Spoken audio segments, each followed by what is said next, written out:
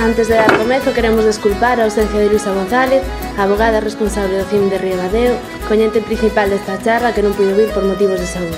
Comezamos entón a charla que leva por título Violencias silenciadas. As poñentes son Merce Mourenza, psicopedagoga militante do BNG, que falará en primeiro lugar sobre o micromachismo e a violencia exercida sobre as mulleres, e Goretti San Martín, profesora titular de Filoloxía Galega da Universidade da Coruña e integrante da Executiva Nacional do Bloque Nacionalista Galego, que falará da posición do Bloque en materia de xénero e a evolución que supón a nivel político as diferentes medidas dos gobernos da Xunta e do Estado coa consecuente agresión ás mulleres.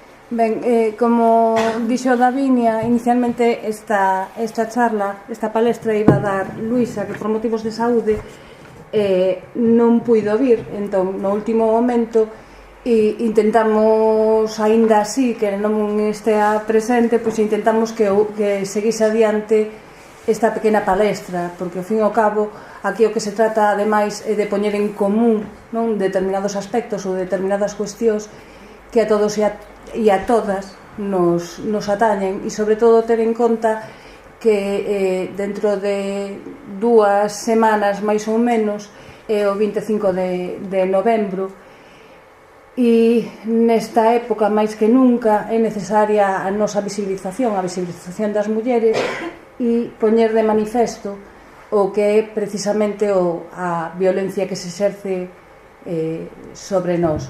Entón, eu, para comezar, vou vos poñer un pequeno fragmento dunha muller, Pamela Palenciano, unha muller que é andaluza, por iso está en español, e que nestes momentos está vivindo no Salvador, país o que se marchou porque estaba sendo amenazada por determinados grupos de homes que intentaban impedir por todos os medios que ela levara adiante o seu traballo de sensibilización con respecto ao tema de violencia de xénero e de visibilización desos micromachismos que digamos que son en sí mesmos a violencia ou a antesala da propia violencia de xénero.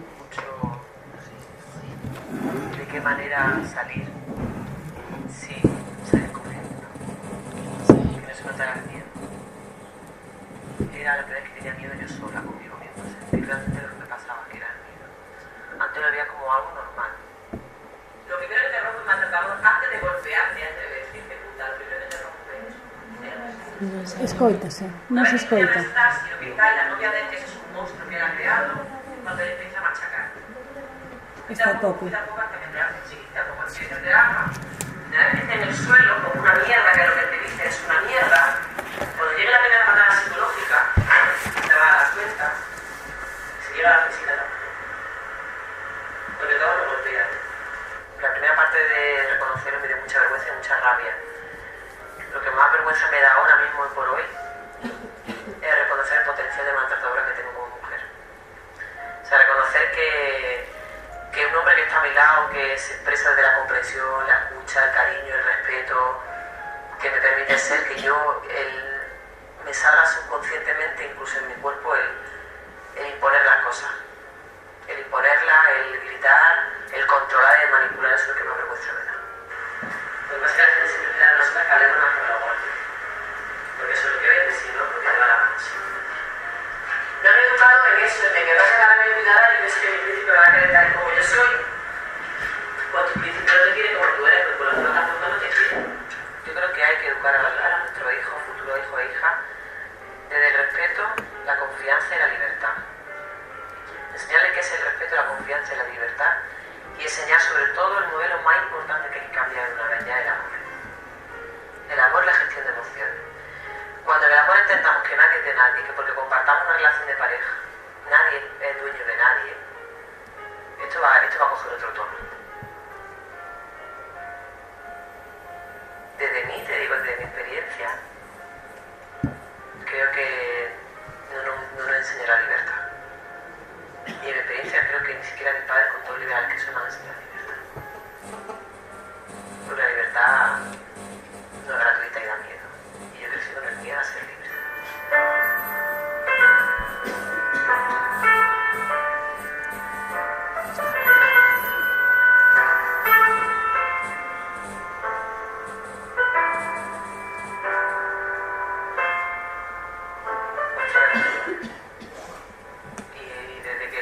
empecé a hacer fue una forma de expresarme.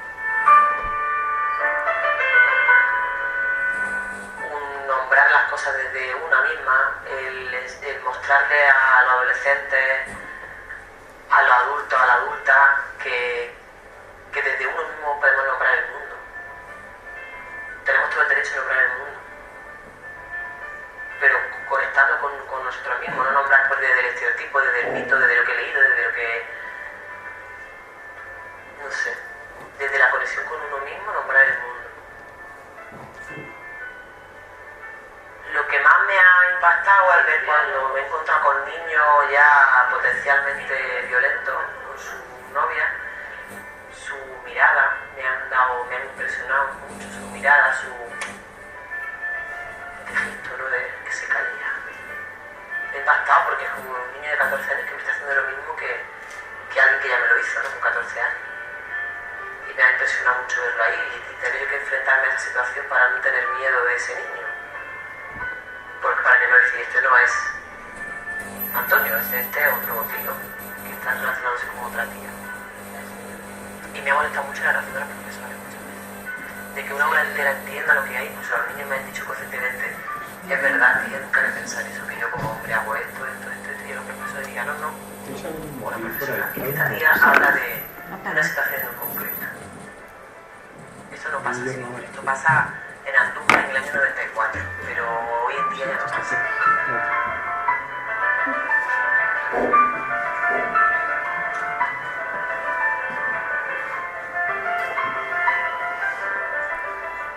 Si un día apareciera en España un calendario, un número de 2010, mujeres muertas por violencia machista cero, ya dirían los políticos, se acabó, lo hemos conseguido, instrumentalizando no el problema. Eso es mentira. El cadáver es el final de la violencia machista. El principio estaría abajo desde el... No me gusta cuando hablas con otros que sonríen. No me gusta cuando te pones la falda corta y otros tíos te miran. No lo aguanta. Es que no puedo, es que no puedo y se pone a llorar. Mi novio se pone a llorar, me dice, no te pongas la falda corta, ¿vale? Se pone a llorar. A ver, si no me da de él que me llora. Y lo paso mal y yo le pongo la falda corta y el otro tío me mira. Entonces, ¿qué voy a hacer para que mi novio no sufra? Empezamos rompiendo sueños. Yo creo que estamos en un buen camino. Lo que pasa es que creo que nos hemos equivocado.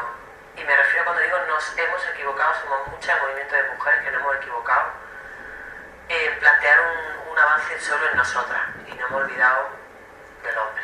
Y la humanidad son dos partes. Digamos que la humanidad para volar tiene dos alas y está volando una muy rápido, las mujeres estamos avanzando muy rápido, las mujeres estamos pensando mucho en nosotras para cambiar cosas, pero se nos olvida la otra parte, por eso parece como un tema de las mujeres y los hombres como que, bueno, las mujeres que hagan lo que quieran. Ese es otro de los problemas también, que el hombre piensa que no tiene que cambiar, que la que tiene que cambiar es la mujer. La que tiene que salir a estudiar a la universidad, la que tiene que independizarse económicamente, la que tiene que llegar a la política como quiera, no tiene que hacer nada. Y el hombre tiene que hacer mucho también. Porque el hombre también está sufriendo este cambio de las mujeres, por eso al sufrir el cambio de las mujeres sale el discurso de no es que ¿qué más queréis? ¿Qué más queréis? Si ya lo tenéis todo. Lo que falla es el miedo, la diferencia entre cuando hay muchas que lo vemos y gente que no lo ve, no es porque no lo vea, es que no lo quiere ver, es que da miedo. Porque lo que da miedo es el cambio. Y esto que como hay que cambiar y supone un trabajo diario, pues da miedo. Porque el ser humano nos encanta a la mujer y al hombre por la comodidad, la rutina. Pero cambiar, que yo tengo que cambiar, yo que cambie el mundo. El mundo es muy malo. La sociedad es muy mala. Mientras que sigamos mirando todo fuera y no miremos a nosotras y a nosotras mismas, esto va a seguir igual.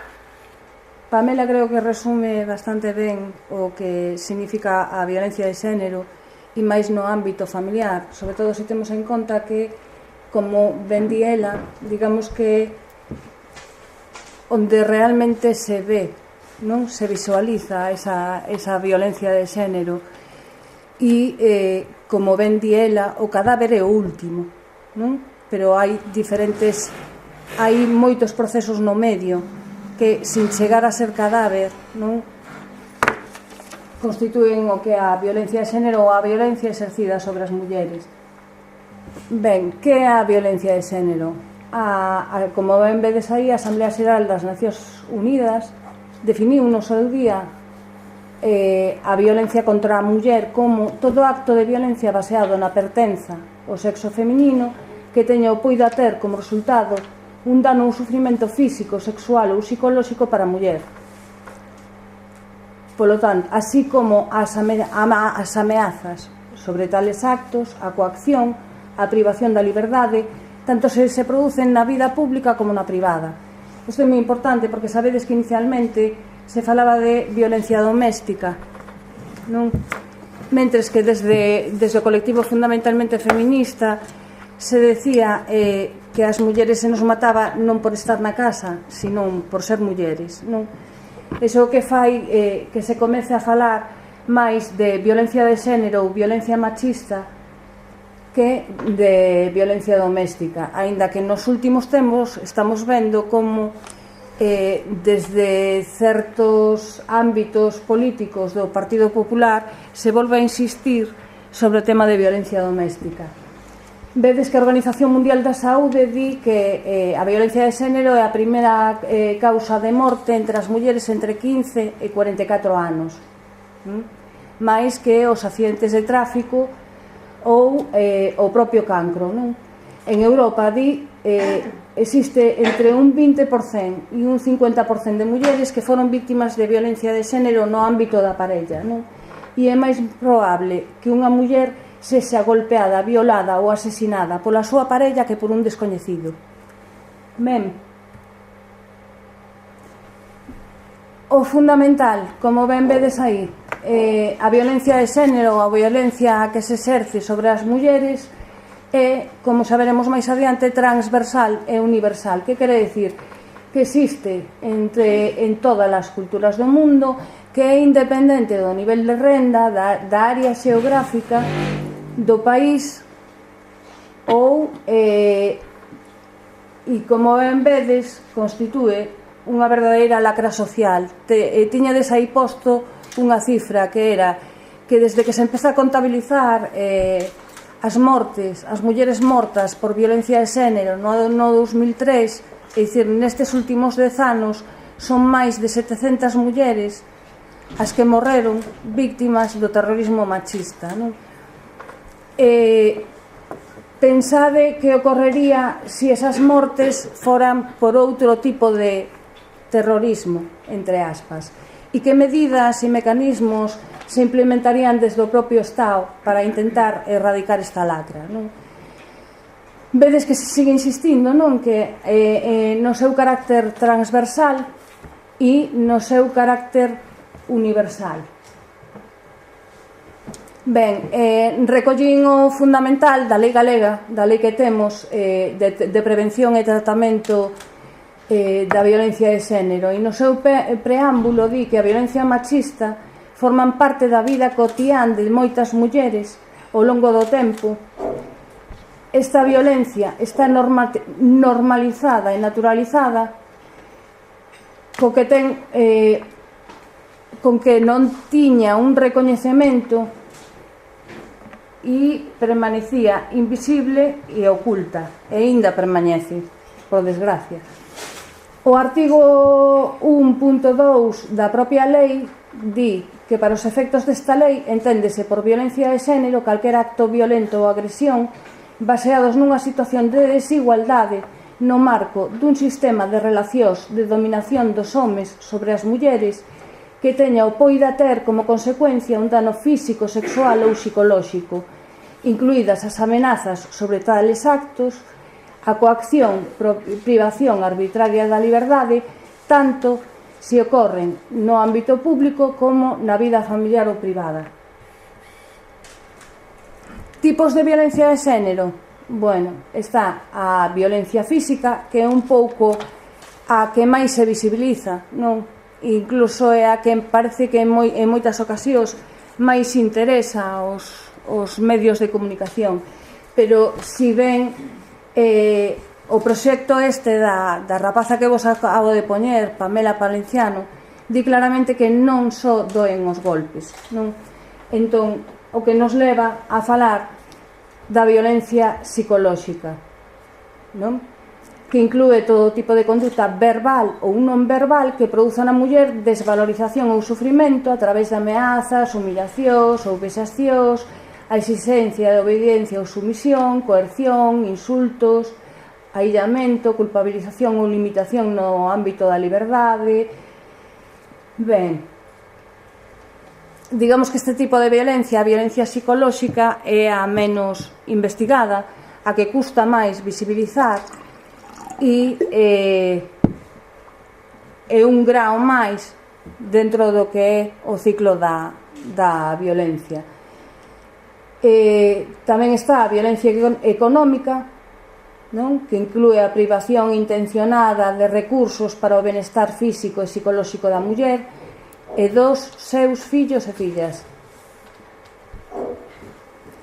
A violencia sexual, fixadevos que tanto na violencia psicolóxica como na económica como na física fálase no ámbito da parella ou ben no ámbito da exparella, mentres que tanto na sexual como no tráfico, que veremos máis adiante, ou no acoso, non se distingue a relación entre víctima e agresor.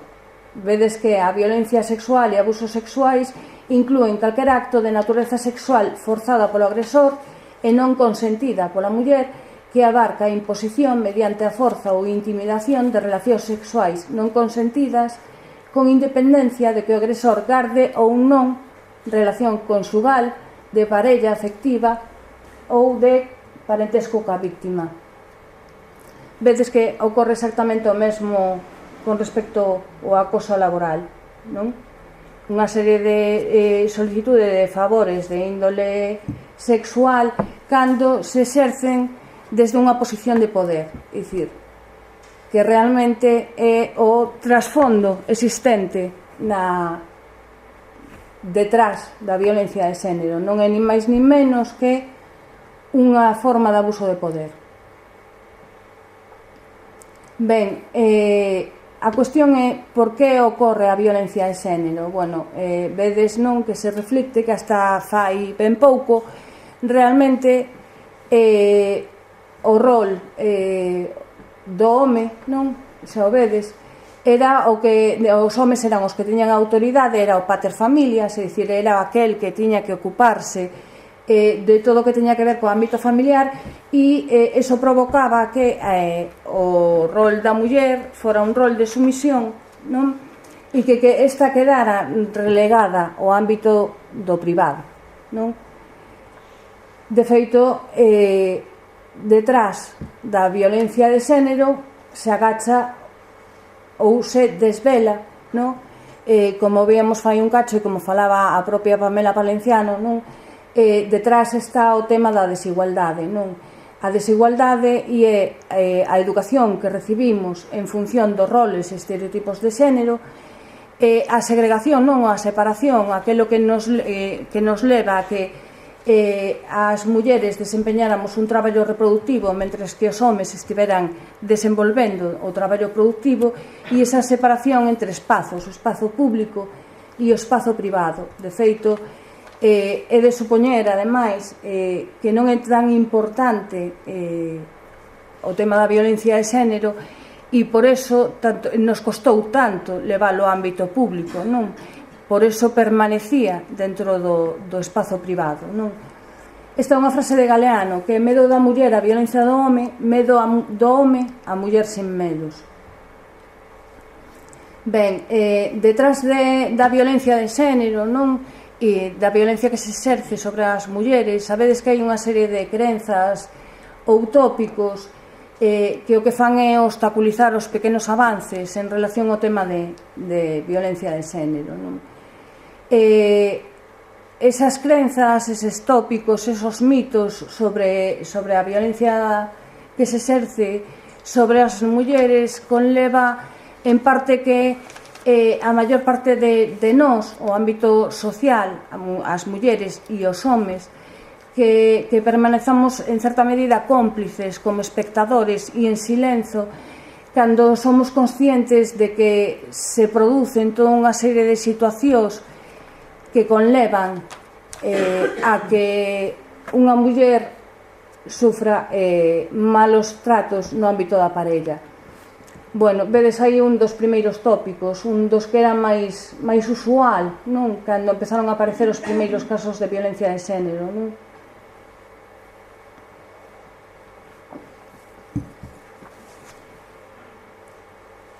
Que máis ou menos era o que vos estaba comentando, é dicir, a violencia de xénero debía de quedar no ámbito privado,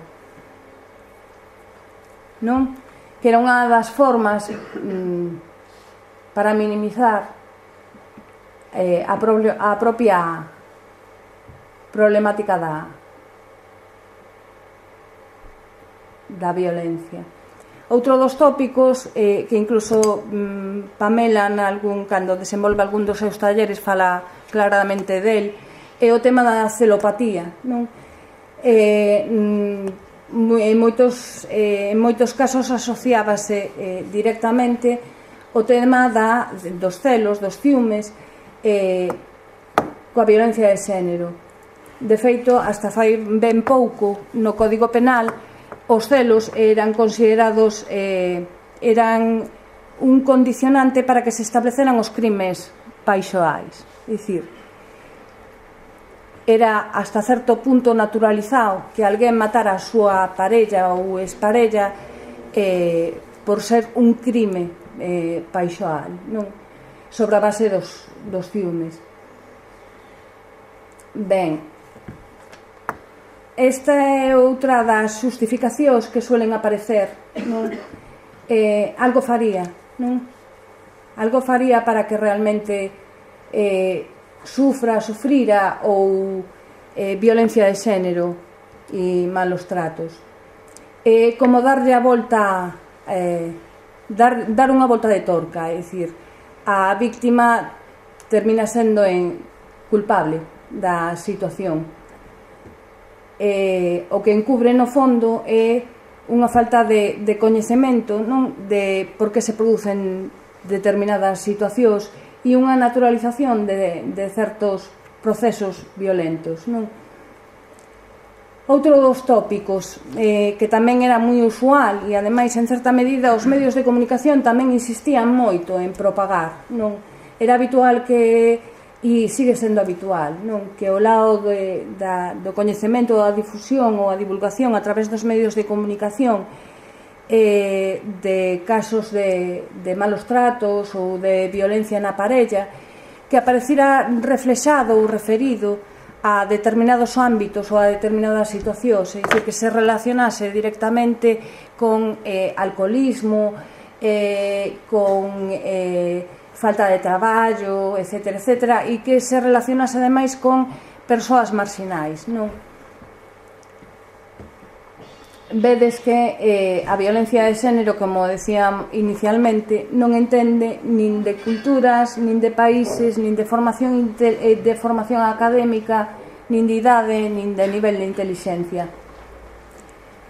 Ben, volvemos ao mesmo mecanismo do que falábamos antes, é dicir, volvemos a darlle a volta, non? É dicir, se te trata mal é porque ti algo fixeches e ti eres responsable do que te ocorre, non? É como responsabilizar na víctima e non no agresor, o que conleva ademais, vedes, non? A falta de apoio do entorno. E se nos dera tempo a ver o ciclo da violencia, veríamos que esa falta de apoio do entorno ademais é utilizada polo agresor para dentro do ciclo da violencia, e ademais sírvelle, non, para que, digamos que o seu crime ou os seus actos permanezan impunes, non? Porque ademais existe esa tendencia, non, a creer, que é outro dos tópicos incluso que se está utilizando habitualmente dentro do neosexismo, non? De que as mulleres somos falsas por natureza e sempre temos varias sempre temos varias intencionalidades cando facemos algo, non? Entón, iso que conleva a que se fale de denuncias falsas ou de cal é a intención, a intencionalidade oculta, non? Cando se denuncia ou se denuncian uns malos tratos, non?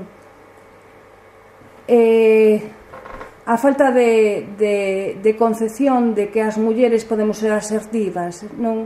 É dicir, é bastante común e habitual este tópico dentro do ámbito social, non? De que o non pode ser un tal vez ou pode ser, non? É dicir, como se as mulleres non tiveramos capacidade como para decir que non e con ese non fora suficiente, non? Non somos capaces de establecer límites con respecto aos outros. E si temos capacidade de empatía, pero non temos asertividade, non? Este é un dos tópicos máis usuais e sigue existindo, porque como as mulleres se nos educa para esperar, non? Para estar agardando constantemente, a espera ademais implica que temos que agardar, non? Agardar ademais que seña a outra persoa, que seña a parella, que cambie, a que modifique, non? E sempre estamos esperando, non? Como di moitas veces Pamela Palenciano, non? E máis nos casos onde hai fillos e fillas, non? Para non romper eses vínculos afectivos e familiares, non? Sin embargo, vedes, aí se pon, é dicir, realmente as víctimas invisibles da violencia de xénero e coas que menos está traballando, por desgraza, son os cativos e as cativas que son testemunhas directas das situacións de violencia de xénero. Ben, vedes aquí outra das cuestións que é o mito realmente a base da violencia sobre a base da violencia de xénero está o famoso mito do amor romántico, non? Cando ti queres alguén e estableces uns vínculos, unha relación de parella, tes que darlle a túa vida, non? Deixar a túa vida nas súas maus para que coa túa vida faga o que desexe e necesite, non? A outra parte. Tamén é algo no que nos educaron as mulleres, non? Este é outro dos tópicos, tamén habitual, bastante común, e que tamén non creo que seña por casualidade que suele aparecer con bastante frecuencia ou se fai moita referencia nos medios de comunicación, non? Intentar relacionar o tema da violencia de xénero, a violencia sobre as mulleres, co tema da loucura, non?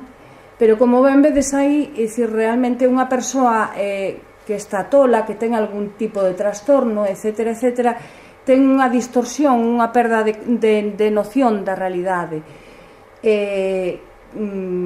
Os agresores, os maltratadores realmente non están tolos e ademais non están tolos porque non existe esa perda de noción sobre a realidade, sino que son moi inconscientes do que están facendo, non? E non só son moi conscientes do que están facendo, sino que tamén se ten mirado e revisado. E, como vedes, só existe unha porcentaxe dun 5% dos homes que poidan presentar, xunto co machismo, non? Algún outro tipo de trastorno especificamente mental, non? Este tamén é bastante común e bastante habitual, e realmente o único que fai é procurar unha justificación para o que é injustificable, non? É dicir, pensar que os homes que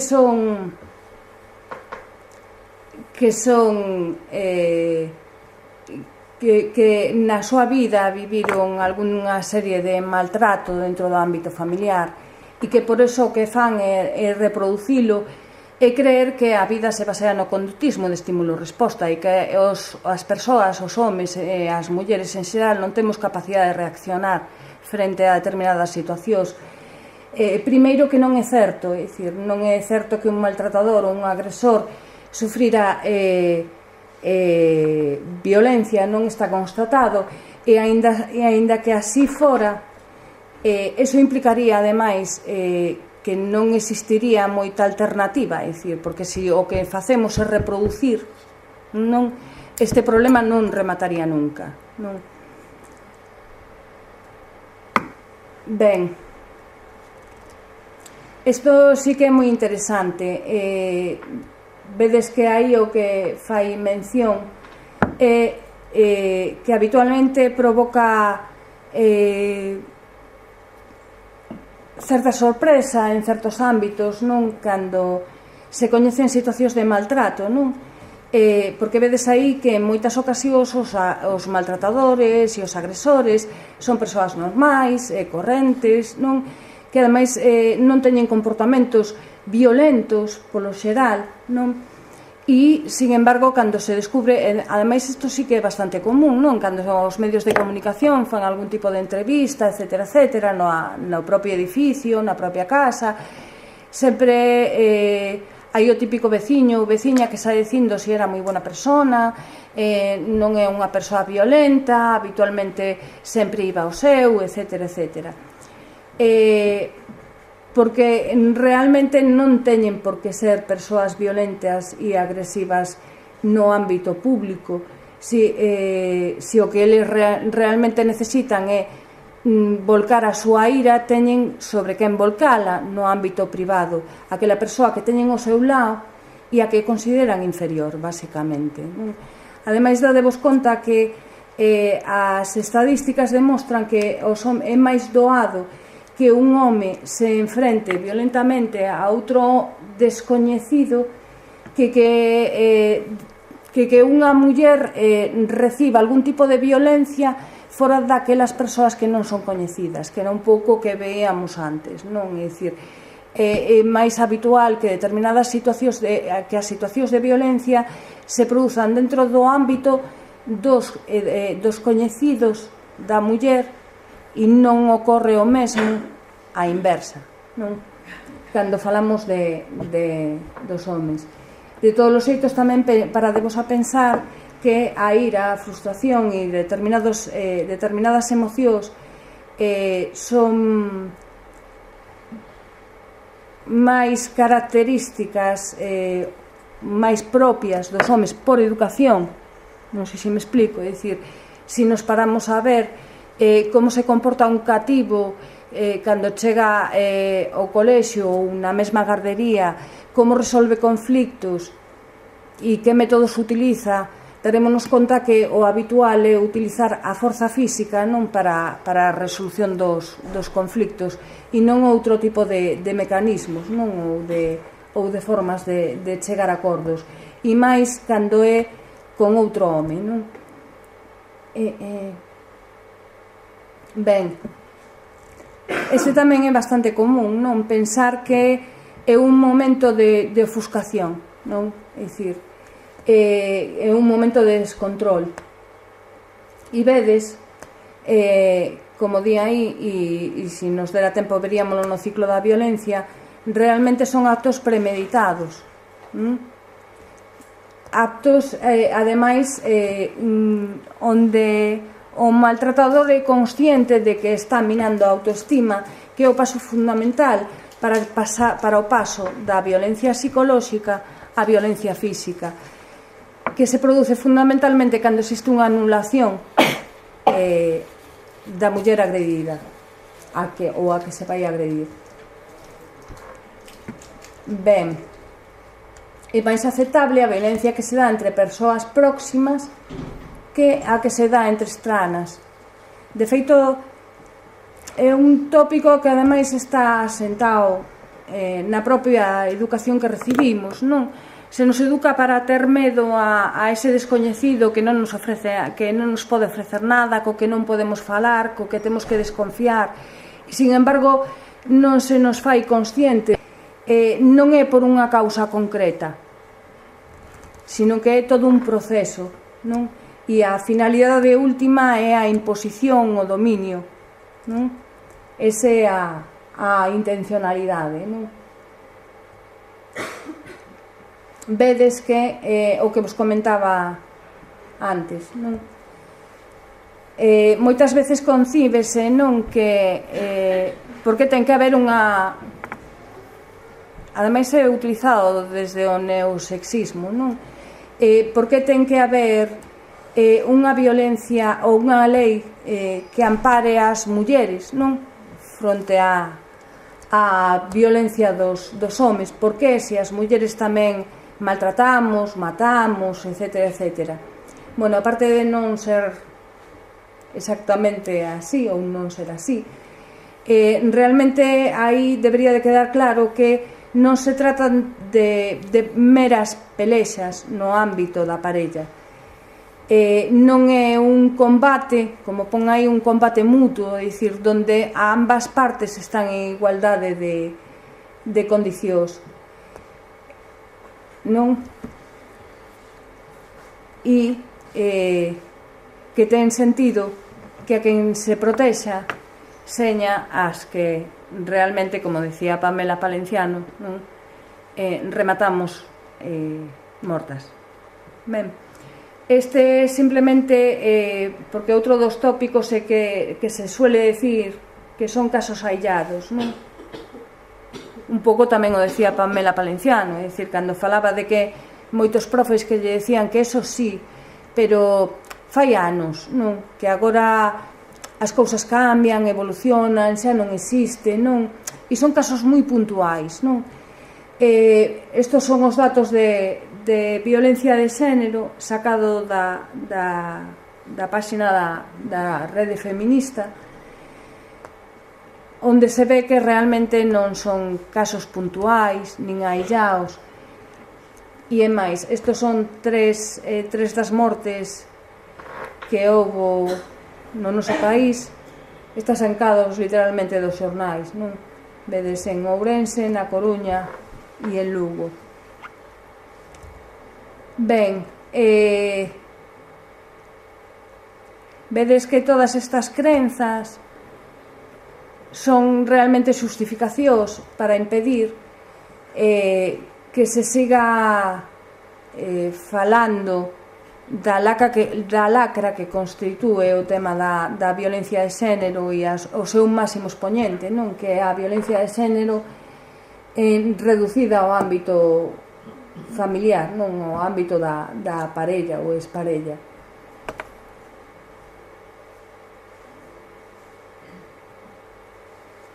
Que un pouco todos os mitos e crenzas que se divulgan, e ademais eu que teño dado módulos de igualdade xunto con outras compañeiras que están aquí en formación ocupacional, sempre que se trataba este tema sempre aparecían estes mitos, todos e cada un destes mitos xunto con algún que aparece aquí, os negacionistas, que se refiren basicamente á falsidade nas denuncias de violencia de xénero. Era outro dos mitos ou das crenzas que solían aparecer habitualmente. Sempre había alguén que coñecía a alguén que resulta que a muller lle puxo unha denuncia falsa, sempre. Cando, non sei se o sabedes, o Consello, o sea, fíxose unha investigación precisamente para demostrar que non existía tal falacia, non? E, se mal non recordo, creo que era un 0,01 de denuncias falsas de todas presentadas en 2 anos, non? Non falsas, sino que non se puideran demostrar. Ben, vedes aí que realmente os máis peligrosos son os neomitos ou eses mitos negacionistas, non? Porque son os que están provocando en certa medida e os que deron lugar ao que estamos vendo hoxe, non? A esa involución que estamos vendo, non? Porque é un pouco o que decía Pamela Palenciano nesa pequena entrevista, non? Realmente deu a impresión de que xa todo estaba solucionado, non? e determinados mitos foron calando de tal xeito, non, que sobre todo desde determinados poderes e desde determinados grupos de persoas, non, fomentaron a idea de que xa se conseguira a igualdade, e non só se conseguira a igualdade, senón que as mulleres estábamos sacando privilexios aos homes, non? Ben,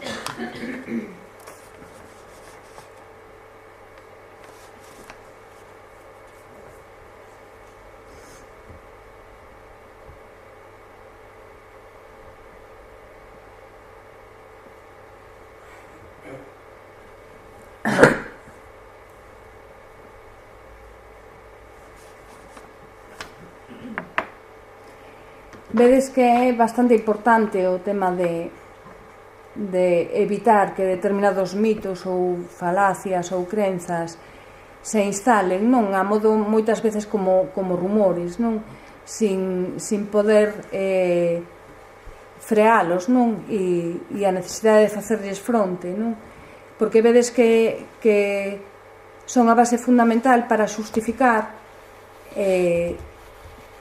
e máis nun momento como agora, non, onde a crise é perfecta, non, para xustificar que se reduzan as partidas orzamentarias con respecto a determinadas temáticas, e entre elas precisamente o tema de tanto de prevención como de tratamento da violencia de xénero, non? Porque se realmente non é necesario e se encima estamos facendo un mal uso, unha mala utilización de determinados recursos, para que, non? Para que seguir empregando recursos públicos e máis nunha época onde tanta falta fan, non? Ben, aí tedes un pouco que son as xustificacións habituais dos maltratadores, porque vimos un pouco as xustificacións sociais que se suelen utilizar, non? Vedes a negación, a minimización, racionalización, proxección, a desviación ou a amnesia.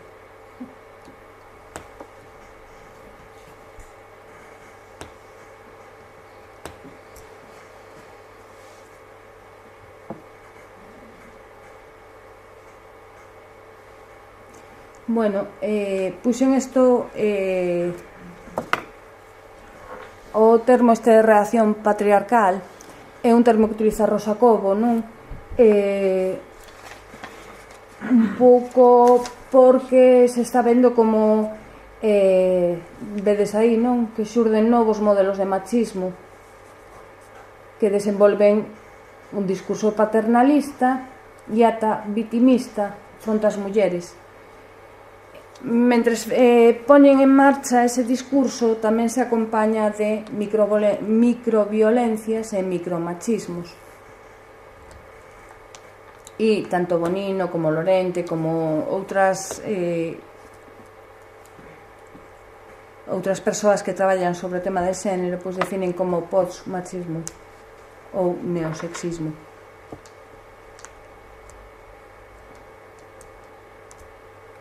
E como vedes aí, suele utilizarse unha determinada ideoloxía que se utiliza, ademais, referíndose sempre ao concepto de igualdade, non?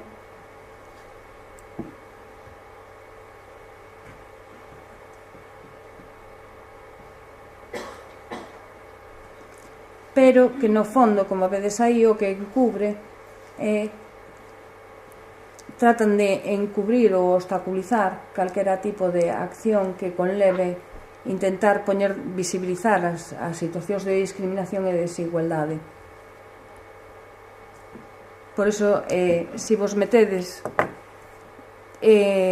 si sería un traballo interesante meterse en determinadas páxinas de asociacións ou colectivos feministas para ver os comentarios que se fan cando se falan de determinados temas, non? Porque de feito, incluso outro día, non sei, li un artigo, non me acordo que revista era, onde se falaba precisamente de como estas agresións se poden ver claramente a través das redes, non? Falaba dos trolls e dos tipos de trolls, o sexismo benévolo e o sexismo hostil, sobre todo con respecto a determinadas páxinas ou con respecto a determinados artigos que saen, non?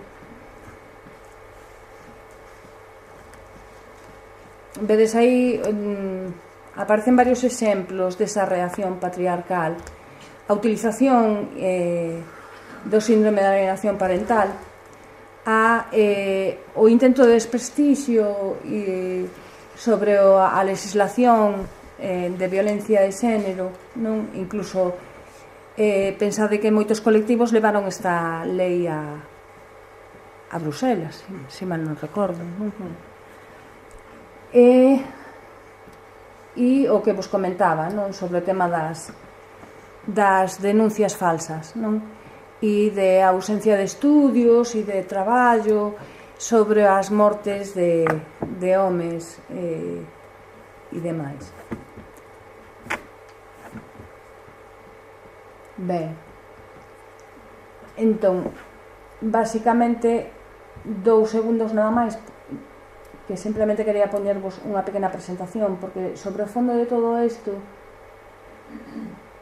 como víades fai un cacho, falaba de Luis Bonino, e Bonino é o que empezou a traballar o tema dos micromachismos, que poden ser moi interesante para intentar desvelar por que se produce, como, e porque moitas veces non somos conscientes da violencia que se exerce sobre as mulleres. Bueno, vedes que quen empezou a utilizar o termo micromachismo foi Luis Bonino, que é argentino, é psicoterapeuta e que forma parte do grupo de Homes pola Igualdade, que este concepto nace da filosofía de Foucault, do ámbito dos micropoderes, e como víamos fai un cacho, non? Realmente o concepto de micromachismo constitúe ou ben a violencia en si mesma ou unha forma moi sutil de exercer a violencia, non? Este é o modelo ecolóxico, non? Que un pouco representa o mecanismo a través do que se transmiten estes micromachismos. Vedes que no centro está o nivel individual, síguese o concepto de os patróns de familia, o contorno social e as crenzas culturais, non? O que sería o contorno. Bueno, aos tipos de violencia e que son realmente os micromachismos. Bueno, pois realmente son maniobras interpersoais realizadas polos homes para impoñer a súa posición de xénero e a súa posición de poder. Violentan a autonomía da muller, son invisibles e están totalmente normalizados e naturalizados, e son utilizados incluso polos homes menos retrógradas, menos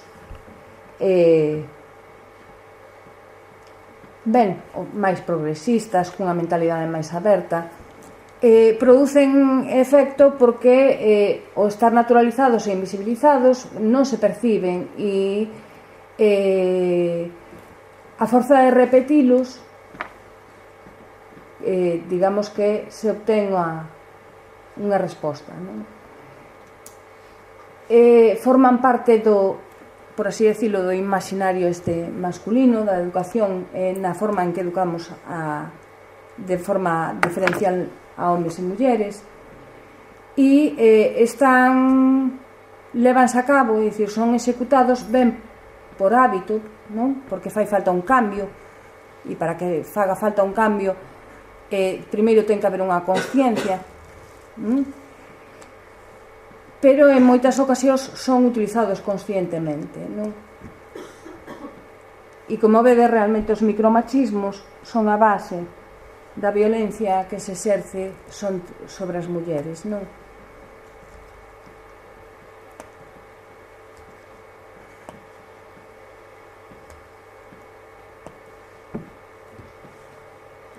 Vedes aí, non? Que están naturalizados, automatizados, e son a forma que establecen os homes para relacionarse con nós, non? por eso forman parte da socialización de xénero. Realmente a finalidade dos micromachismos non é máis que a imposición do poder ou a preservación do poder e, polo tanto, tamén da autoridade. Exemplos de micromachismos, bueno, vedes aí, non? Utilitarios, que son bastante comuns e habituais, encubertos,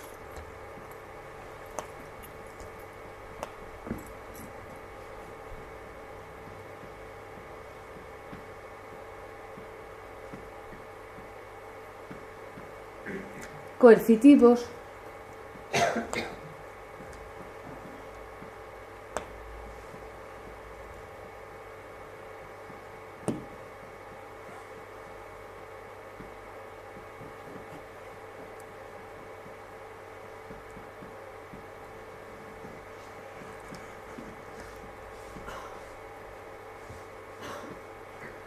e de crise.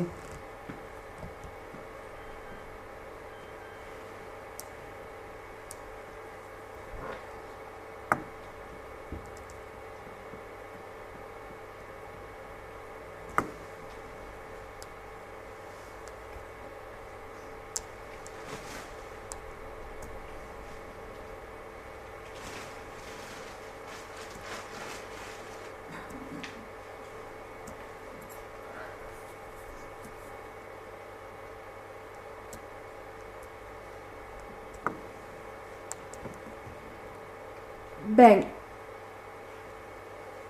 aí vedes un pouco que son as consecuencias na muller.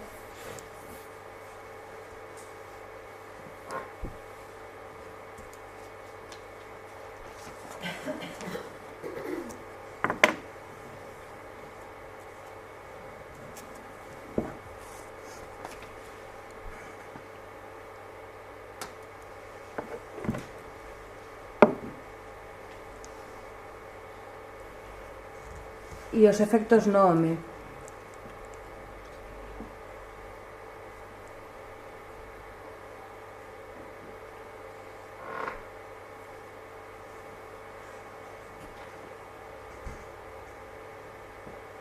Ben, como exemplos de micromachismos, pois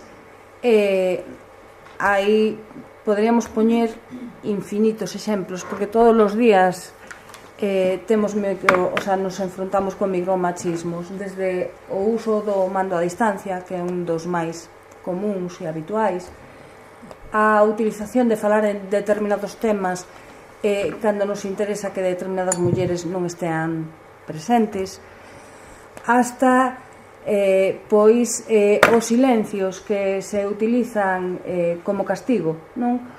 Ou a negociación ou intento de negociación en determinados momentos, non cando se consensúa, sino cando a determinadas persoas, determinados homes ou a un determinado home lle interesa, non?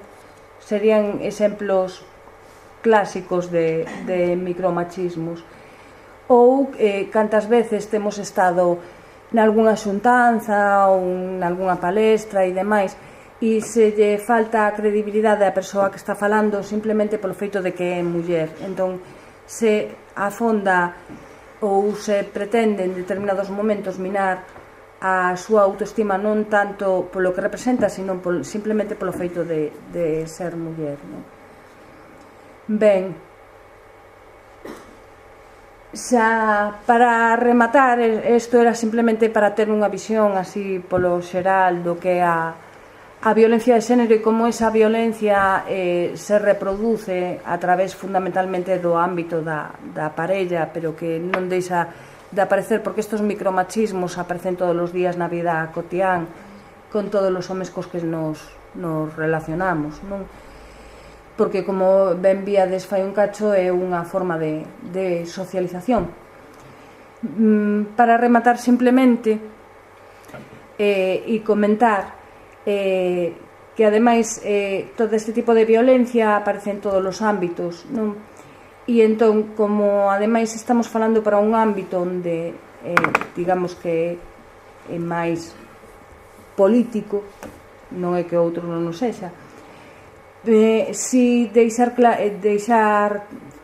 constancia de que a linguaxe tamén é violenta, tanto a linguaxe verbal como non verbal, é violenta e opresiva, non tanto porque pola representación que se fai da violencia, sino porque tamén é violencia. E entón, para facer constar esa violencia que padecemos as mulleres, voume remitir a comentarios feitos por políticos que non foron a declarar a ningún tribunal polo terrorismo que desprenden ou pola apoloxía que fan da violencia, ni sufriron ningún tipo de sanción, penalización, etc.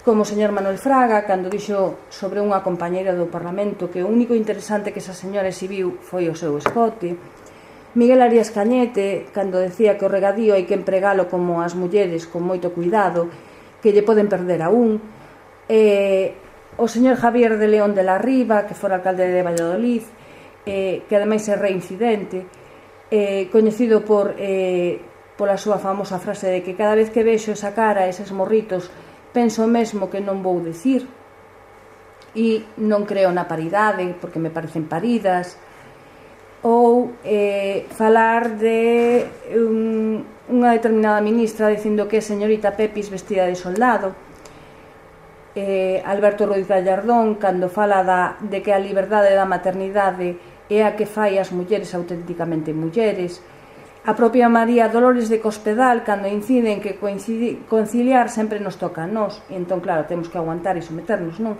Mentres que eles se van ao fútbol, Juan Ormaechea, que tamén é dos reincidentes, que di, encántame os animais, se son femias e teñen dúas patas, mellor, son racista, pero non coas mulleres. Alfonso Guerra, cando di que hai que convivir coa economía sumersible, como con algunhas mulleres, porque non as podemos eliminar. Ou José María Aznar, cando di a min gústame que a muller sexa muller, dicir, como Dios manda. A Tocino, Juan Ormaechea novamente, cando di que a Tocino, se se vai desnudando lentamente, non me sirve nin para masturbarme. Enrique Mújica, cando lle responde á súa compañeira Cristina Alberdi polo aumento de mulleres na xudicatura, e lle responde: e que fixeron? Cociñas novas nas oficinas?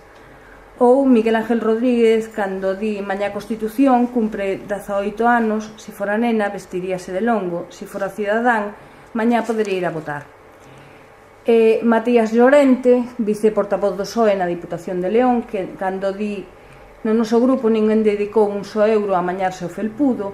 Jordi Serra, do PSC, alcalde de Badalona, cando alude á súa compañeira do Partido Popular, Elvira Rodríguez, chama voluminosa. Valderas, de Izquierda Unida Andalucía, cando chama tetas gordas a delegada de Educación, Blanca Alcántara. Ou exemplos que temos aquí na nosa propia contorna, como José Manuel Castelao, cando di que as leis son como as mulleres están para violalas. Xaquín Charlín, exconcelleiro do BNG e exmilitante, cando fala de chochito de oro. E non só fala de chochito de oro, sino que despois menciona e di retirouse o operativo a petición de diversos colectivos, algúns deles feministas. Queremos, ou o propio Sánchez Gordillo, ese revolucionario que di queremos soberanía, queremos ser dignos, e que a Europa dos mercaderes se vaya ao coño da súa puta nai, non? Ou outro exemplo, o alcalde do PP de Barreiros, que como ben sabedes dixo que as feministas deixen de ser feministas cando casan e os ateos deixan de ser ateos cando cae o avión no que viaxan. Ou Xosé Manuel Beiras Torrado, cando facendo alusión ao conflicto dentro do BNG, di non aceptaron unha separación sen malos tratos, foi un comportamento machista en canto perseguen a muller ata liquidala. O aparato toma represalias dos que se van como os machistas que mallan na muller. Ben, simplemente para mencionar que esa violencia de xénero se exerce moitas veces tamén, ou esa violencia cara as mulleres, esa agresión, que ademais é unha agresión colectiva, desde todos os ámbitos e a través da linguaxe verbal e non verbal. E entón xa vos deixo con Goretti. Boa tarde, obrigada a todas e a todos por virdes e por estar aquí despois deste repaso que fixo Merce o conxunto de cuestións relacionadas coa violencia que temos que ter en conta, e case cada un dos grandes bloques que ela tratou daría realmente para unha charla en sí propia. Eu vou facer únicamente referencia a 3 ou 4 cuestións relacionadas con aqueles aspectos que desde o punto de vista político as organizacións políticas debemos facer e debemos transmitir, e que debemos conseguir tamén exixirlle ás administracións, non? Para paliar, para erradicar, para polo menos frear esta violencia de xénero que nos persegue. Quero de todas as maneiras, porque senón se me vai esquecer, nesta listaxe final, non, de nomes de persoas dedicadas ao mundo da política que fixeron, que fan nalgún momento pois afirmacións machistas, afirmacións sexistas, afirmacións que claramente atentan contra a dignidade das mulleres. No medio de todos deses exemplos non apareceu un caso do BNG, e eu tamén quero deixar de manifesto aquí públicamente que o BNG, con ese compromiso feminista coas mulleres, comportouse de maneira moi distinta ao resto das organizacións. Houbo, é certo, unhas afirmacións desafortunadas, mas iso significaron que inmediatamente esta persoa concelleira do BNG deixou de ser concelleiro de maneira automática, puxo o seu cargo a disposición, igual que podemos pois presumir este tipo de actitudes, non, a respecto de outros comportamentos. No caso do BNG foi absolutamente exemplar, non? Mesmo non só, xa digo, o tema das desculpas públicas, senón deixar de exercer un cargo institucional, unha representación neses momentos, non?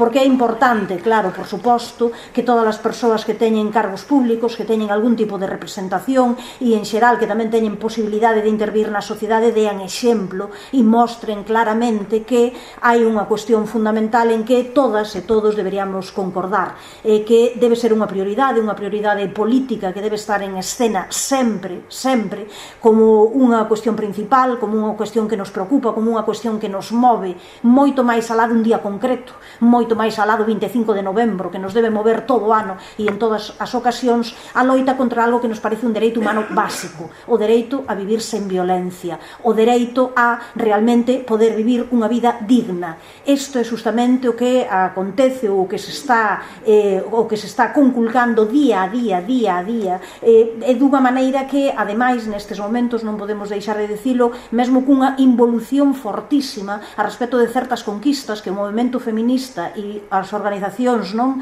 que combatemos, que estamos en contra, non, deste tipo de actuacións, levábamos andado e levábamos camiñado.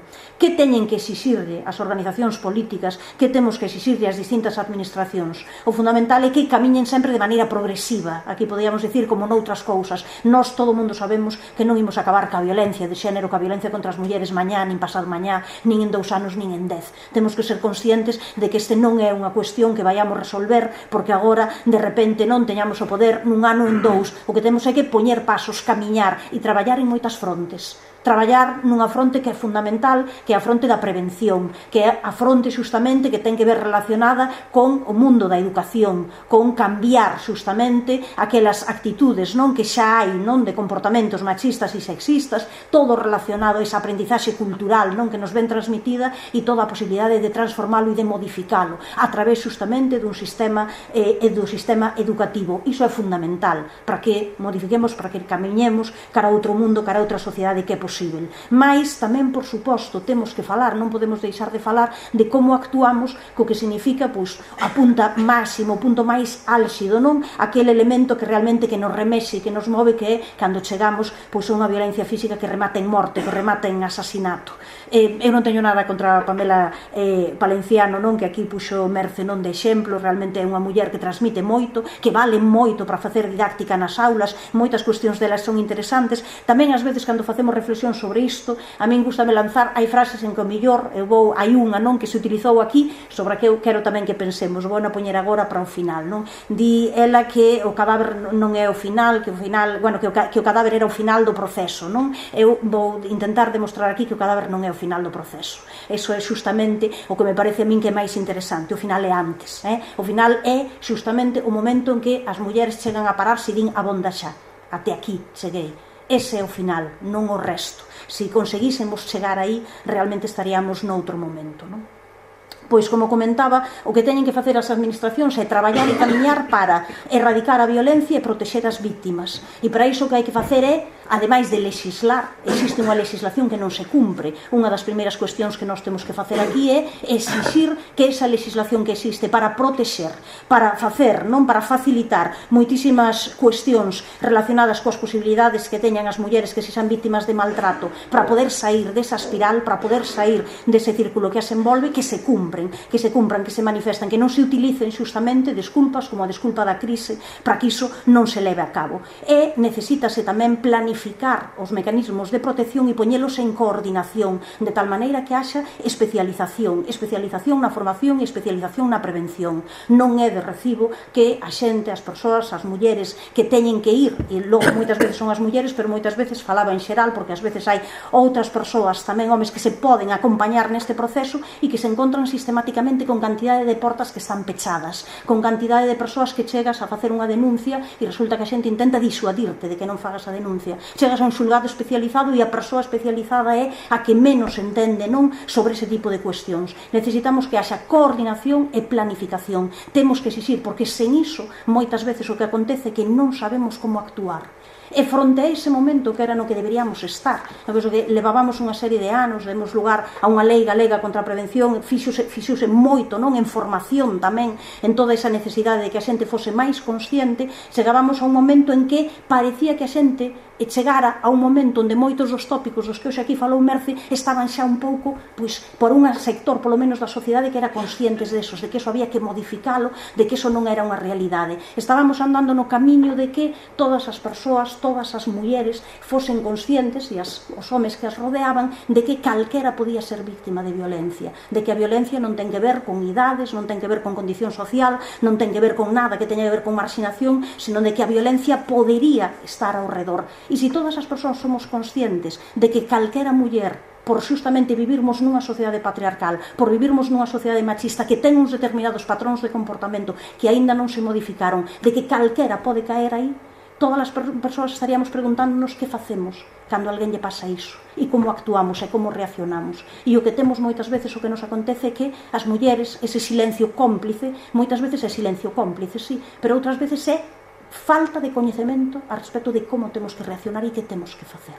Entón, hai un problema grave para min en como se están dando pasos atrás tremendos, non? Eu vou me referir únicamente, non, para non estenderme moito e para se vos despois queredes pois afondar en algunha das cuestións que tratemos, vou referirme únicamente a unha cuestión das denuncias e do seu significado, mas poderíamos falar de outras cousas que estamos dando pasos atrás tremendos. Estamos dando pasos atrás tremendos porque o que está vendo é unha política, digamos, que todo o que rodea a aquelas cuestións que poderían facer prevención, que poderían facer tratamento contra a violencia de xénero, están sendo destruídas. Está sendo destruído cando non hai emprego, e un dos sectores, justamente un dos elementos, un dos sectores sociais que máis sofre iso son as mulleres. Entón, o paro, o desemprego, cando se poñen en cuestión todos os servizos públicos, e por tanto non hai un sistema de protección que este arredor das mulleres para lles facilitar a vida. Todo iso está facendo, está provocando tamén, está levándonos a unha situación de involución, e estánse intentando transmitir modelos outra vez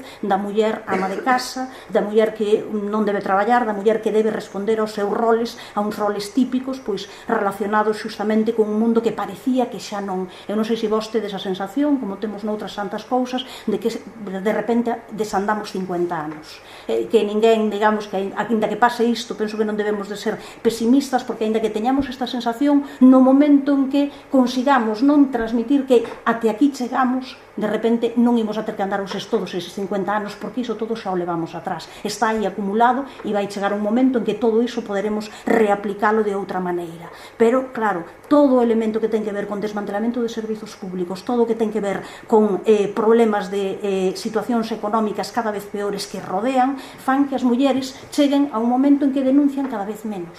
E este é un grande problema, porque noutros momentos da historia estábamos dicindo denuncia, denuncia, denuncia, e agora parece que se continúa con ese elemento exactamente igual de denuncia, denuncia, denuncia, e claro, para denunciar é que chegaches a un certo nivel de consciencia. Se ti denunciaches e chegas aí, ten que haber detrás colchóns protectores. Os colchóns protectores teñen que ser de distinto tipo. Colchóns protectores poden estar no ámbito da familia, no ámbito das amizades, nos ámbitos sociais, non da túa contorna, pero teñen que estar na administración. Teñen que estar eses colchóns protectores por parte dunha administración que ten que facilitar uns recursos económicos, que ten que facilitar uns recursos sociais, que ten que facilitar uns procesos judiciais, que teñen que acompañarte nese proceso. Porque no momento en que ti dis denuncia, é un momento especialmente crítico. Se a xente non é consciente diso, non facemos nada. No momento en que unha muller chega a dar o paso de dicir eu agora quero denunciar, ese é o momento máis crítico, é o momento máis terrible, onde todas as persoas deberían ser conscientes de que pode ir moi ben, pode sair moi ben, mas a súa vida está moito máis en perigo, porque ese é o momento en que se producen despois, xusto dese momento, a maior parte das mortes, a maior parte dos asasinatos, é o momento, digamos, do enfrontamento do dicir até aquí basta. Por tanto, se non hai mecanismos por parte das administracións de protección e eses mecanismos tampouco existe unha consciencia social forte a ese respecto, esa denuncia é un problema, esa denuncia pode rematar por ser unha trampa mortal. Entón, ás veces non hai moitos elementos non que nos indican que aquí hai un problema e que hai moita hipocrisía e moita demagoxia arredor. Moito parecer quedar ben un día non en que hai unha morte, pero realmente iso como solucionamos? Unha das cuestións non que nos enfrontamos nos últimos meses é que se reducen os orzamentos xustamente para aquelas cuestións relacionadas con violencia de xénero, dicindo e argumentando que hai cada vez menos denuncias. E agora pregúntate por que hai menos denuncias. Hai menos denuncias por qué? Hai menos denuncias porque as condicións económicas e as condicións sociais empeoraron para as mulleres e, por lo tanto, as mulleres saben que teñen menos protección das administracións, menos proteccións públicas, tamén pouca protección social, así que aquí hai un problema. Hai un problema con que no ano 2009 pasen de 6.000 as denuncias que había e no ano 2012 sexan 4.000 e pico. Como diagnostiquemos iso vai facer que decidamos ben ou decidamos mal. Hai menos denuncias porque hai menos violencia? Pois a verdade é que non. Nin o número de mortes, nin o número non, de moitos indicios sociais nos vai prever absolutamente iso. As estatísticas cantan e non é verdade. Hai menos denuncias porque as mulleres senten que están menos protegidas que hai anos, menos protegidas polas administracións, menos protegidas tamén pola falta realmente desta consciencia e menos protegidas porque tamén hai un avance enorme dos medios de comunicación dunha volta atrás. Exactamente igual, non, do que falábamos, do que podíamos falar de perda de dereitos que levábamos conquistados en todo o que se refire ao mundo educativo, de cuestións de formación, en todo o que se refire a ese mundo dunha legislación que está aí e que non se cumpre. Igual, non desas palabras tan terribles das leis están para ser violadas, parece que hai leis relacionadas non coas cuestións de violencia de xénero que están para non se cumpriren, non que están para que non se avance. Pero hai un problema tamén real e gravísimo cos medios de comunicación e esta idea que nos queren facer interiorizar de facer ver como que a violencia de xénero non vai connosco. Esta cuestión que xa parecía un tópico superado de que a violencia de xénero lle pode pasar a unha muller de clase social alta, a unha muller dunha cidade, a unha muller rural, a unha muller moi nova, a unha muller moi bella, a unha muller e que ademais que demostran as estatísticas. Só falta mirar atrás e poñer os exemplos. Ás veces é que parecemos quedarnos co último nada máis e temos esa memoria tan fraca. Mais non é certo, é cada vez máis o único que interesa deste tema, que xa é terrible, que a estas alturas, da ano 2013, estas cuestións das mortes de mulleres continúan aparecendo en sociedade. Isto xa é, non, isto debería de abrir, non, isto significaría un cambio, realmente unha mudanza, se isto abre as páxinas de política dos xornais. É unha cuestión política esta, que se debe abordar como tal, non pode estar en sociedade nas últimas páxinas, non, e sempre falando da biografía delas e da biografía deles. É igual, pero sempre facendo insistir como que esta cuestión non vai connosco. Eso é o que nos fai, eso é o que nos move. Entón, eu ás veces de maneira esquemática, non gústame, así xa sei que é un pouco reducionista, pero entrar nos matices de todo o que significa a violencia de xénero é algo moi difícil, é algo moi complexo que nos levaría tempo, pero poderíamos non falar así máis ou menos de dous elementos, non, para min que son os principais que fallan nestes momentos, non? Fora do que sería un elemento máis fondo de máis longo alcance, todo o que significarían cambios e transformacións na educación, cambios e transformacións culturais, que eses hai que estar traballando capilarmente en todas as frontes, pero o fundamental para min que nos últimos tempos houve unha involución enorme e parecía que xa había protocolos que se mudaban, que se cambiaban, e os medios de comunicación. A muller asesinada que aparecía aí, a que facía referencia Merce, porque sempre despois estas cousas parece que non teñen nome e apelidos, e teñen rostros e teñen caras, e son persoas que acabamos por coñecer. Nos parece sempre que é algo que lle acontece a xente que está lonxe de nós. Esa muller que aparecía aí asasinada en Verín aparece na prensa posto como, aínda que estaba plenamente integrada desde había moitos anos no barrio de San Lázaro, era de orixe portuguesa. Por que nos poñen isto? A quen lle importa isto? Unha muller que levaba anos vivindo, a que era de fora, que a colombiana, a rumana, a non sei canto. Este é o elemento que aparece aí. Hai un tipo de muller que é o tipo de muller que non é de aquí. O seu home brasileiro, el tamén, exactamente igual, como facendo, non son veciños e veciñas das normais, entre aspas, non son das túas, son outros grupos. Deteñen un home bébedo mallando na súa muller, como, claro, é porque estaba bébedo que mallaba. Que facía o home cando non estaba bébedo? Estaba sempre bébedo. Claro, por que se entran en determinados detalles, non? Que son os que acaban creando, non unha sensación, non? Morre unha muller a mans da súa parella, el de 62, ela apenas 40. A que ven falar da diferenza de idade? Que importancia ten iso? A importancia de dicir, se non é a relación absolutamente normal, parella heterosexual, el 3 anos máis que ela, non sei canto, estás entrando non en momentos de hai unha desigualdade que favorece. Estánse buscando sempre elementos que fagan que as persoas en xeral sexamos conscientes de que isto non vai connosco, isto vai con outros grupos, con outros. Un ancián mata a súa muller, era un vello que lle deu un pronto, unha routada, non? Un ancián mata. A muller asasinada era cigana. Aparece sempre. Fixádevos que unha e outra vez, unha e outra vez, unha e outra vez. Hoxe, no Estado español, non? Aquí nas nosas proximidades, non? Aparece unha muller, a referencia que aparece rapidísimamente era que esta muller xa era a terceira parella que a maltrataba e que ele xa tiña outra denuncia e tal. Vale, son cousas en que o único que se destaca podíase destacar, non? E tal, a violencia continúa pegando os nosos golpes e tal. Neste caso, poderíamos facer disso un apartado no elemento. Fixademos que cando hai un asasinato por outro tipo de terrorismo, por terrorismo político, ou un asasinato por outra cuestión, non aparecen tantísimas referencias biográficas. Todas estas cuestións biográficas están intentando crear un imaginario colectivo de que non vai connosco. E o coro, claro, somos nós, acabamos dicindo isto, connosco non vai, non temos estas características, non as tedes. Ese é outro tema, é un tema que volve, parece, á marxinalidade.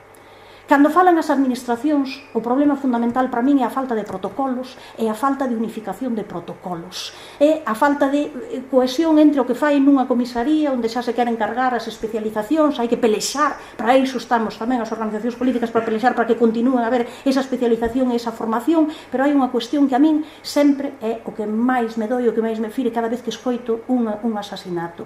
E o que din a continuación é, lembramos que existe un teléfono 016 para que chamen e tal, non? Xusto dan a noticia e a continuación lembramos que existe un teléfono 016. Así que, claro, o primeiro que din, calquera persoa que teña responsabilidades, ás veces eu non sei por que se deixan levar por estes tópicos e non se dan conta que din. O que primeiro que din é, a muller non denunciará a súa parella, non nos consta ninguna noticia de que chamase o 016 e, como sempre, a veciñanza nunca sabe nada. Logo, despois imos aos submundos, aparecen todas as cousas. Pero, en principio, non existe. E entón, lembrades que se chamades ao 016. Claro, agora seguides. Algúnas veces despois, se seguides a noticia non o primeiro día, o segundo e o terceiro, van aparecendo pingas, porque logo isto aparece o primeiro día en sociedade, e logo case hai que ir con lupa a ir mirando que pasa. E resulta que logo hai en moitas ocasións en que a muller si chamara ao 16. Si. Mas non chegar a presentar denuncia e, por tanto, esa información non se cruza cos protocolos policiais. Se hai unha chamada ao 016, iso debería quedar registrado, de tal maneira de que se a veciñanza está, sabe, non de un sitio, de un lugar onde está vendo unha bronca monumental e chama, e se hai ese cruzamento, iso debería de ser automático. senón para que existe o 016?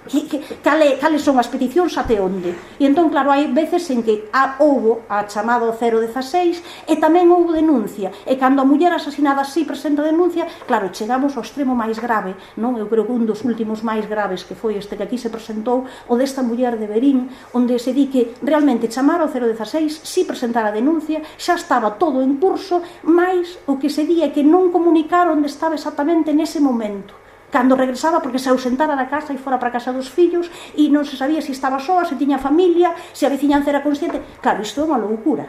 Ou seja, son as mulleres as que teñen nestes momentos que dar, non parece que son a policía continuamente, non? Dicindo, ti tes que estar continuamente pendente disto. Isto é, claro, converter as mulleres ao final, non, en víctimas totais, non? Pero con unha certa culpabilidade, non, a respecto. Así que, claro, coas administracións non vai.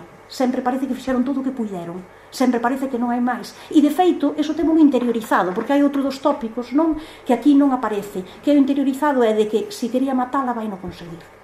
Ese é un tópico terrible, que tamén cae sobre nós como non podemos facer nada. Non, era igual. Se non a buscaba aí, ti non fixetes nada, seguro que aí a buscar dentro dun ano, dentro de 2, dentro de 3. Se lle metera entre cella e cella, aí ia acabar. Eso é terrible, non? Que parece que sexamos cada vez máis con unha certa resignación a iso, non?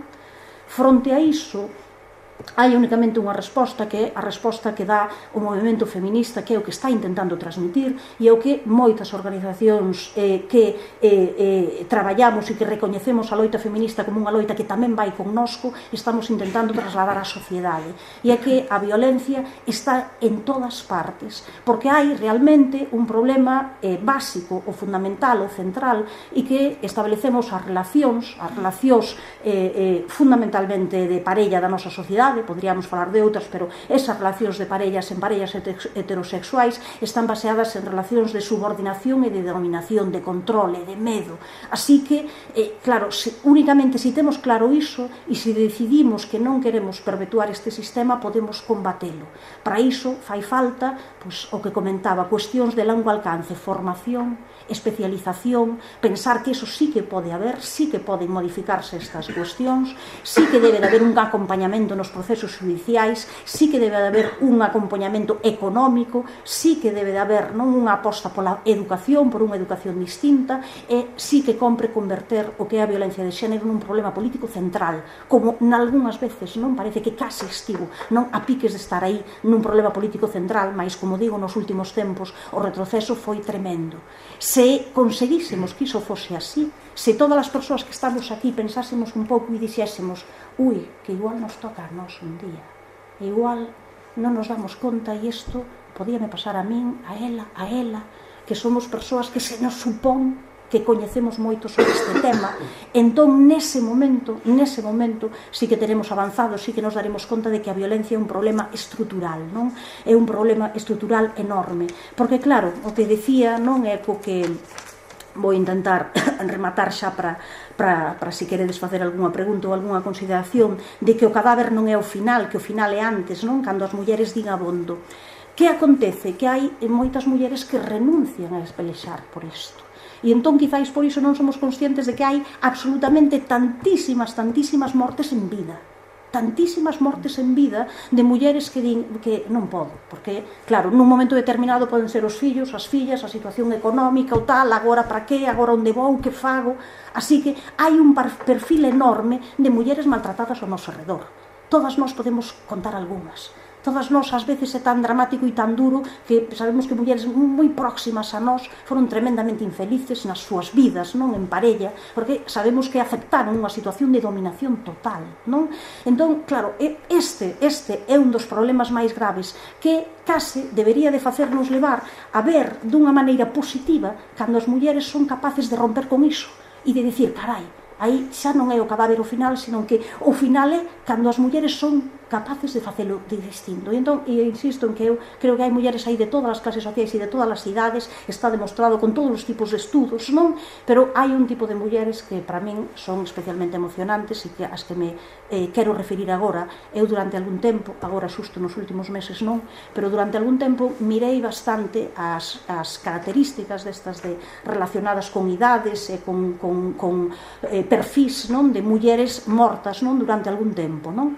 E hai unhas que moitas veces que se nos escapan, que morren moitas mulleres maiores, morren moitas mulleres de bastante idade, morren bastantes mulleres de bastante idade que diríamos que tiñan que ser dese grupo das mortas sin vida, e morren xustamente ou morreron nuns tempos sobre todo porque chegaron xustamente a esa idea de que xa abondaba e de que non iban a aguantar máis. Chegaron a un momento en que dixeron agora os fillos e fillas xa están medrados, xa poden facer a súa vida, agora o mellor eu xubilome e antes que traballaba todo o día, pois o tempo que tiña, porque tamén hai eses climas, non, dos momentos en que hai o maltrato e dos momentos en que se chegan os momentos de violencia máis forte, nas épocas de vacacións, nas épocas en que máis tempo se pasa xunto, no Nadal, na Semana Santa, nos momentos non en que hai justamente máis roce e o mellor durante todo o tempo traballo, un día libre, xa volvemos á rutina e entón hai un momento especial que, pois claro, cando as mulleres se xubilan e entonces digo, ui, agora por fin vou poder facer algo e entón o mellor saio a dar un paseo con as amigas ou o mellor saio a dar un café, non fai falta que fagamos grandes cousas, non vai aí que ir a todas esas explicacións, senón esas pequenas cousas comezan a ver xa e toda esa espiral de violencia que xa estaba, porque a violencia xa existía, acelera os seus ritmos, non? E esas mulleres deciden separarse con 60 anos, con 70 anos, non? Esas mulleres, non? Eu creo que podíamos non falar de que son realmente verdadeiras mulleres valentes, verdadeiras heroínas, non nas deberíamos de mirar, non como víctimas ás que lle foi mal, senón como víctimas que unha vez conseguiron, porque viron que podían facelo, romper con esa idea.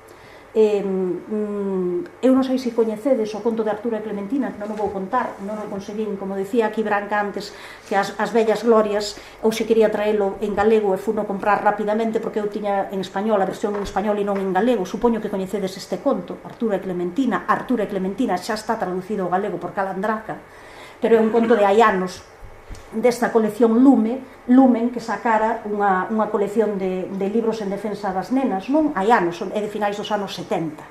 E entón, claro, cando eu traballei moito con isto cos alumnos e cas alumnas, ás veces, sin poñerlle o texto e simplemente dicindo que a partir dos debuxos construíran a historia. E claro, os debuxos son dunha parella de tartarugas que o que fan esas tartarugas é, pois claro, namorarse, comezan unha relación e cada unha ten os seus soños distintos, soños de facer unha vida diferente, de tal, de que facer, e pouco a pouco pois empezan a cumprir os roles típicos e ela está na casa esperando para facer a comida, aburríndose, até que decide pois pedirlle cousas e decirle, pois a mí gustaríame, por exemplo, pois tocar unha frauta, facer algo de música, e resulta que pois el di, pois vouche regalar un aparato de música, que ti que vas tocar, que vas saber, non distingues as notas. Ou ela di, pois a min gustaríame pintar, pero ti que vas saber pintar se non distingues nin as cores, e o que fai é regalarlle un cadro.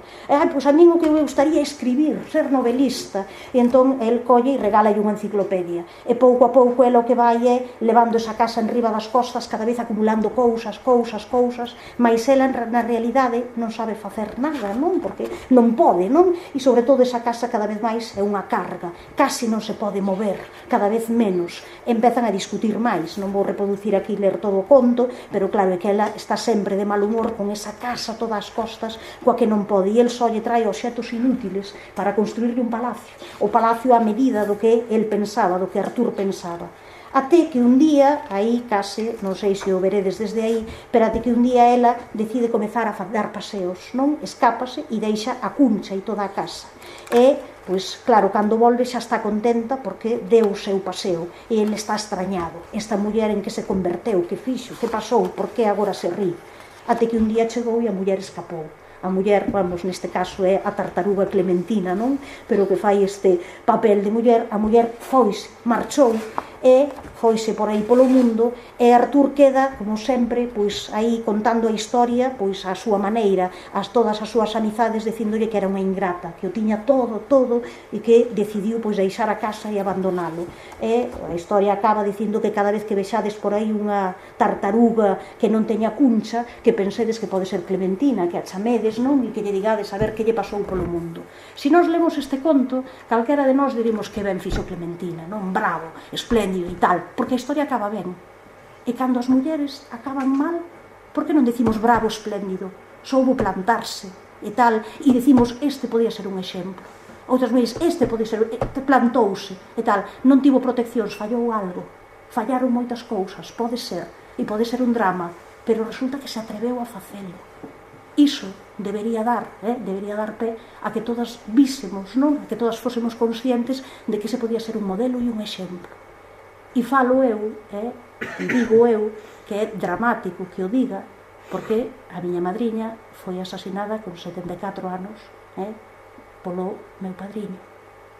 E cando eu puxen nalgún lugar e tal, a miña madriña foi asasinada polo meu padriño, claro, o meu curmán e xa pasara o enterro e todo e tal, e dixo, ostra, que forte escoitar asasinada e tal, decíamos antes a linguaxe, asasinada e tal, simplemente decilo, foi asasinada polo meu padriño e tal, pero que dixo a bonda e queríase separar con 74 anos e non chegou a facelo, pero porque moitas máis mulleres poidan facelo, por iso estamos aquí, por iso pelexamos. Obrigada.